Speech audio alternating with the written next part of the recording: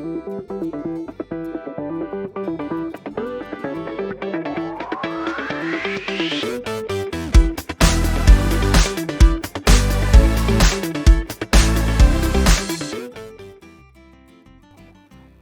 है आपका बच्चों आज के इस वीडियो में, जो कि आर्या रिविजन क्लास प्लेटफॉर्म के माध्यम से मैं व्योमकेश आपके साथ आज कविता जो हमारे गोधुली भाग 2 का 5वां चैप्टर है, सुमित्रानंदन पंत के द्वारा लिखा गया एक पोयम है, जो बहुत ही मजेदार पोयम है, जिसके बारे में आज हम डिस्कशन करेंगे।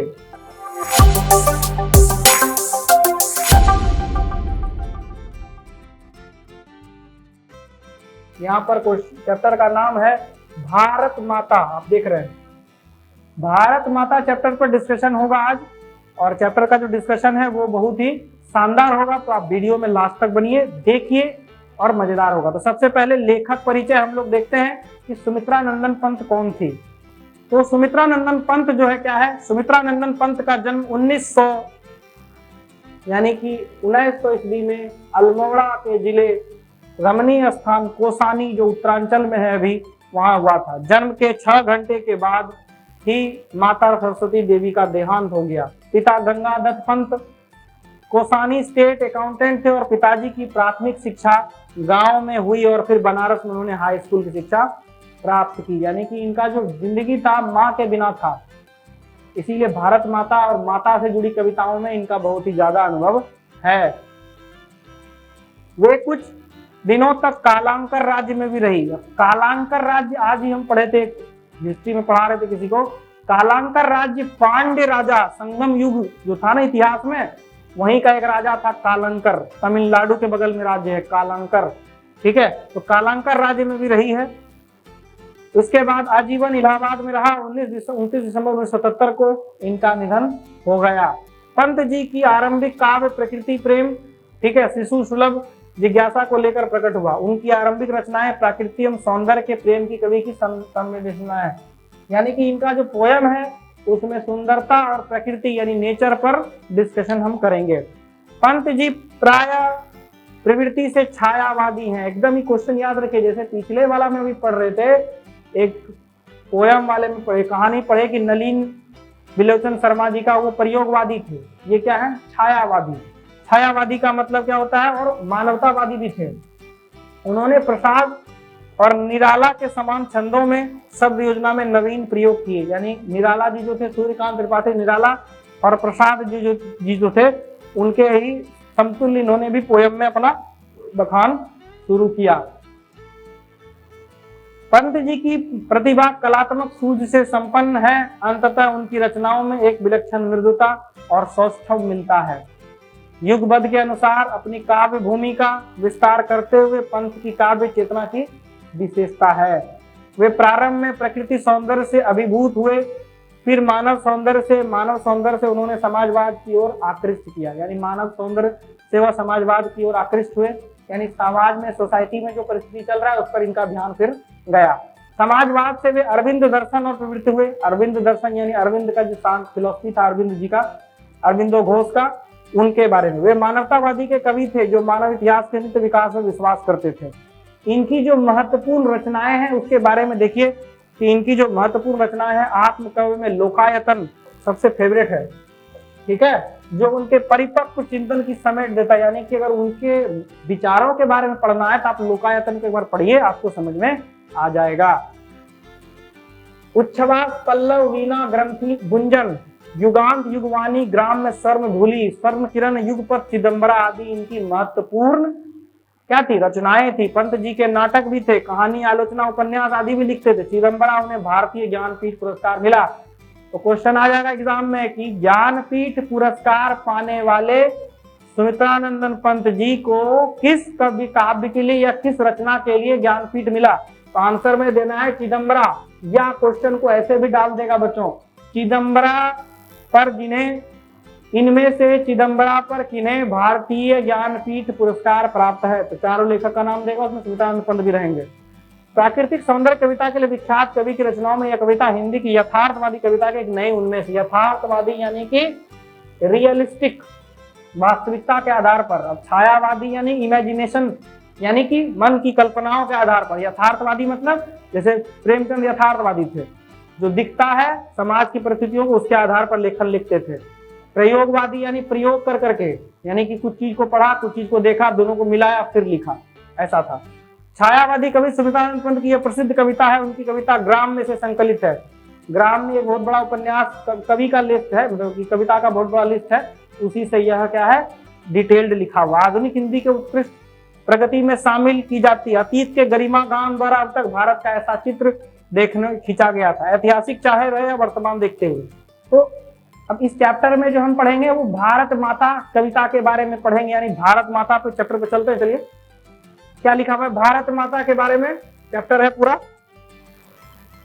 यानी भारत माता के बारे में आज डिस्कशन होगा। भारत माता ग्रामवासिनी, भारत माँ जो है वो गांव में बसने वाली है। तो ग्राम में जो उनका जो कवि का काव्य संग्रह ग्राम में जो था, उसी में भारत माता एक पोयम है जिसको कि लिस्टेड किया गया है।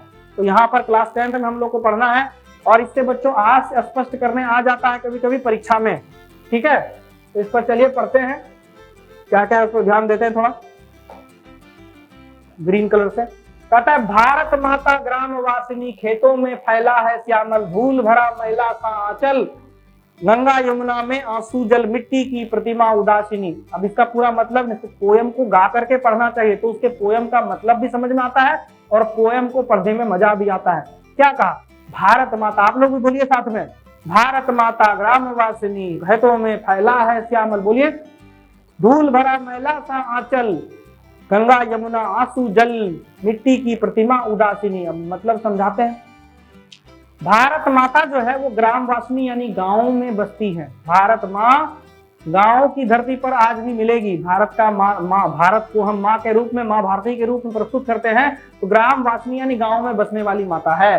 खेतों में फैला है श्यामल, श्यामल का मतलब धूल मिट्टी काला, खेतों में फैला श्यामल, श्यामल यहाँ बादल के ऊपर की बात कर रहा है। खेतों में फैला है श्यामल, धूल भरा मैला सा आंचल, श्यामल यानी काला काला जो है पूरा माहौल है खेत में, और धूल भरा सा आंचल यानी कि माता भारती जो है यानी भारत माता है, उनका जो आंचल क्या है खेत की मिट्टियों से भरा हुआ है, यानी धूल है उसमें, धूल कण, जिससे क्या होता है अनाज उत्पन्न होते हैं।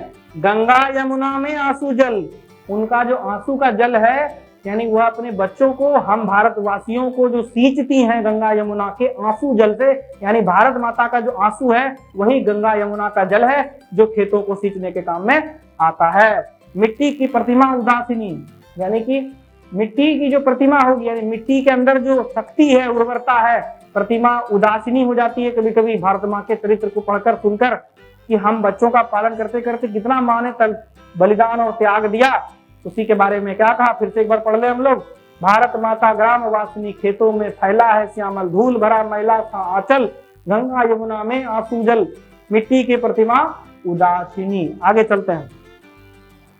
दैन्य जड़ित अपलक, दैन्य जड़ित अपलक नित चितवन, अधरों में चिर नीरव रोदन, युग युग के तम से विष्णन मन, वह अपने घर में है प्रवासिनी। प्रवासिनी का मतलब होता है बसने वाली। परिस्थितियां भारत माँ ने कितनी देखी, अंग्रेजों का, मुगलों का, अन्य देशों के, मतलब कि जैसे मंगोल आए, मुगल आए, ठीक है, तुर्की आए, इराकी आए, जो भी आए थे हमारे भारत में अन्य अन्य देशों से, यहाँ युद्ध किया, भारत माँ को कष्ट दिया। दैन्य जड़ित अपचलक नित चितवन, कहता है इनका जो चितवन है, अंकित है यानी हृदय है, वह बहुत पीड़ाओं को देखा है, बहुत सारी दयालुता की परिस्थितियों को भी भारत माँ ने महसूस किया, देखा। आदरों में चिर नीरव रोदन, अपने मन में आज भी वो परिस्थितियों और दुख को याद करके भारत माँ रोती है। जब भारत को परतंत्र बनाया गया अंग्रेजों के द्वारा, मुगलों के द्वारा, तुर्कों के द्वारा, मंगोलों के द्वारा, ठीक है, अन्य देशों के दूसरे राज्यों के लोगों के द्वारा, मतलब दूसरे विदेशियों के द्वारा, युग युग के तम से, युग युग का मतलब होता है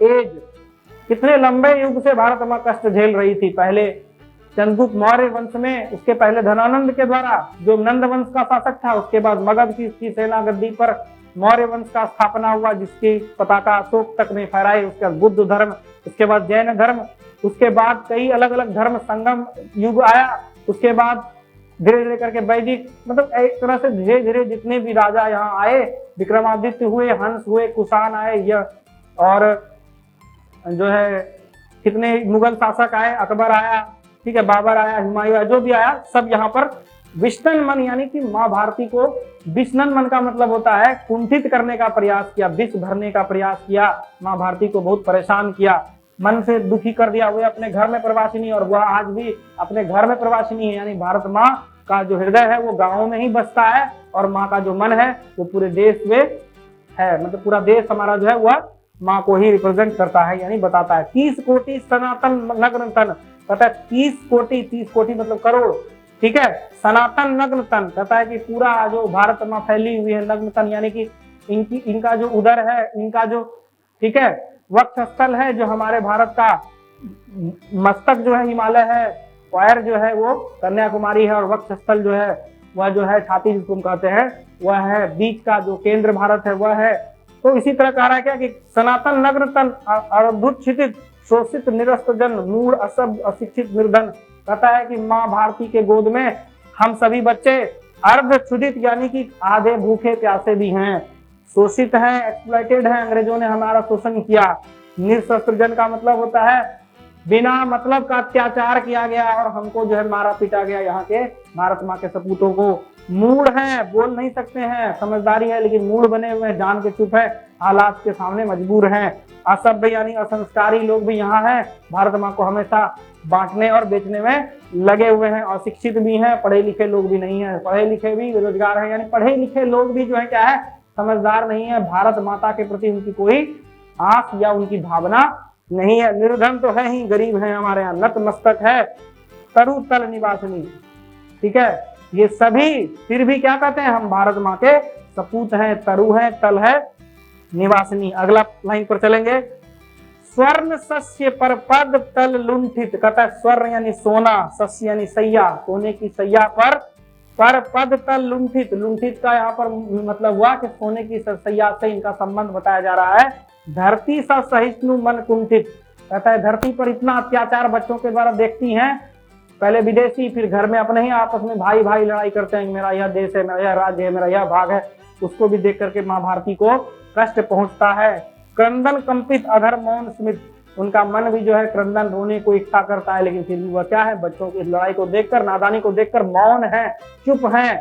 राहु ग्रसित शारदेन्दु हासिनी, कहता है मन में जो पीड़ा बसी है राहु के रूप में, शारदेन्दु हासिनी, फिर भी माँ जो है हमेशा क्या करती है, मुस्कुराते हुए बच्चों के सामने अपना प्रभाव या प्रभुत्व को क्या करती हैं, फैलाते रहती हैं। अगला पेज में चलेंगे हम लोग। चिंतित भ्रिकुटी, चिंतित का मतलब होता है परेशान मन।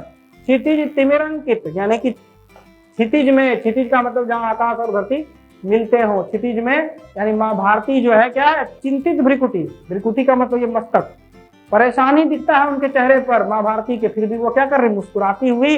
तिमिरांकित, जो परेशानियों की जो अंधकार आई है, यानी कि जो अंधकार रूपी परेशानी हमारे जीवन में है। नमित नयन नाभा वाष्पाच्छिद, कहता है कि उसको जो है वो, नमित का मतलब हुआ यहाँ पर, नमित नयन नाभा वाष्पाच्छादित का मतलब होता है कि परेशानियों के इस बादल को वो क्या करती हैं, हटाने का प्रयास कर रही हैं। आनंद श्री छाया शशियुग्मित, अपने श्री अंगों से, यानी कि उनके अंदर जो माँ लक्ष्मी का वास है, उनके अंदर जो माँ सरस्वती का प्रतीक है, उनके अंदर जो माँ काली और माँ दया रूपी जो माँ भारती का स्वरूप है, फिर भी अपने बच्चों को वास। चिंतित भ्रिकुटी क्षितिज निरंकित का मतलब होता है परेशानी से मुक्त जो है करने का प्रयास। वाष्पाच्छादित यानी परेशानियों का जो बादल घेरा है उससे दूर करने का प्रयास वो कर रही। आनंद यानी उनका जो सर है, श्री है, श्री यानी लक्ष्मी से भरा हुआ है, ठीक है। छाया शशि उपमित होता है, छाया शशि उपमित का मतलब होता है कि उनकी जो छाया है वह शशि उपमित यानी चंद्रमा के समान शीतलता को देने वाली है माँ भारती की। ज्ञान मूढ़ यानी क्या ज्ञानी और क्या मूर्ख, मूढ़ मतलब जानकार जो कम होते हैं, मूढ़ उसको कह रहे हैं। गीता प्रकाशिनी, गीता को की प्रकाशिनी यानी कि जो गीत को लोगों के अंदर भरने वाली, गीता का यहाँ पर भगवत गीता से नहीं है संबंध। ज्ञान मूढ़ गीता प्रकाशिनी, सफल आज उसका तप संयम, तथा आज माँ भारती का सफल तप जो है वो संयम जो है बच्चों के अंदर दिखता है। भारत माता के जो बच्चे हैं जो बॉर्डर पर हैं, देश में जो कार्य कर रहे हैं, वे सभी जो देश के प्रति अपना एक परिस्थिति को यानी अपने सम्मान को प्रकट करने की चेष्टा करते हैं, पिला अहिंसा स्थन सुधा सुधोपम, उन सभी को जो लड़ते झगड़ते हैं आपस में, उनको भी जो है यह क्या कर रही है, अहिंसा का पाठ पढ़ा रही है। पिला स्तन सुधोपम का मतलब उनको भी जो है अहिंसा का दूध पिला रही हैं, अपने स्तन से हरित हरती जान मन भय। और वह जो है हरती का मतलब होता है हरा भरा, अपने गोद को यानी कि जो हमारे देश की धरती है, खेत की भूमि है, वह हरा भरा करने का चेष्टा माँ भारती करती है। भव तम भ्रम, कहता है भव यानी एक्सप्रेशन, यानी जो विकार है, यानी हमारा जो विचार है विकार बन के निकलता है भव। दूसरा तम, तम का मतलब होता है अंधकार, और भ्रम का मतलब होता है जो कंफ्यूजन। यह तीनों को माँ भारती क्या करती है, दूर करती है। जग जननी जीवन विकासनी, कहता है यही है माँ भारती का गुण, और जीवन की विकासनी है माँ भारती। तो इस तरह से यहाँ का पोयम वाला पार्ट आपका खत्म हो गया। इसमें आपको इसका सारांश लिखने आ सकता है किसी भी पाठ का। धन्यवाद।